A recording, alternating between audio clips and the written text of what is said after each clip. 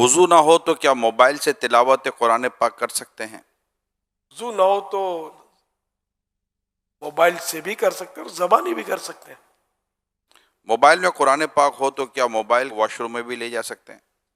Mobile میں قرآن کریم actually ہوتا نہیں ہے، جب اس کو آن کرتے ہیں مخصوص بٹن دباتے ہیں، اس کا جو بھی ٹچ کرتے ہیں تو اس وقت یہ نظر حروف آتے ہیں، یہ عکس ہے، اوریجنل لکھائی تو ویسے بھی نہیں ہے۔ یہ اصل ادب بے ادبی کا تعارف اکثر اس پہ ہوتا ہے عرف پر، عرفاً اس میں کوئی مطلب ہے نہیں کہ بے ادبی اس کو بھولتا نہیں ہے، باہر رکھیں گے تو پھر کسی چور لاکو کا کام ہو جائے گا نا، قیمتی چیز ہے۔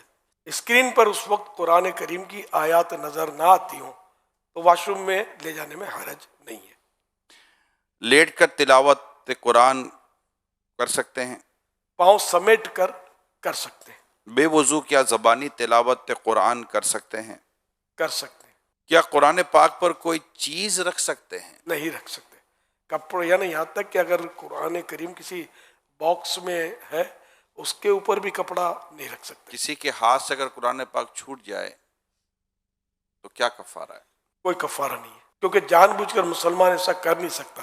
نعوذ باللہ کسی نے حقارت کے ساتھ قرآن شریف زمین پر دے مارا وہ تو کافر ہو جائے گا، لیکن یہاں جو زمین ہاتھ سے نکل گیا اور زمین پر آ گیا قرآن کریم تو مسلمان تو گھبرا جاتا ہے، یہ اب کیا کفارہ ہے پوچھنے نکلتا ہے۔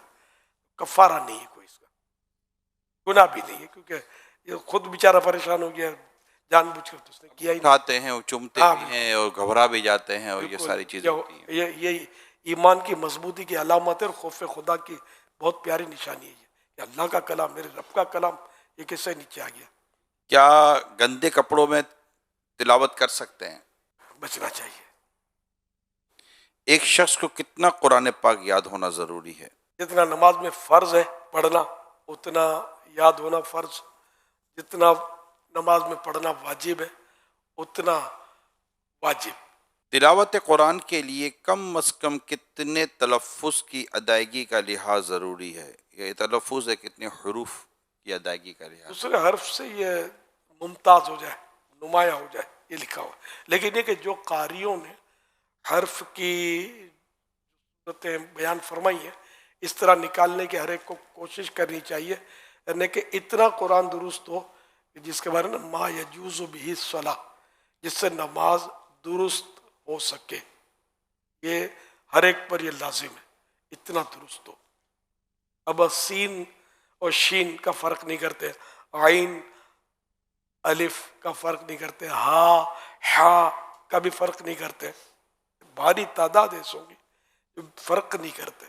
اعلیٰ حضرت امام احمد رضا خان رحمۃ اللہ علیہ فرماتے ہیں اتنی تجوید سیکھنا کہ ہر حرف دوسرے حرف سے صحیح ممتاز ہو فرض عین ہے، بغیر اس کے نماز قطعاً باطل ہے۔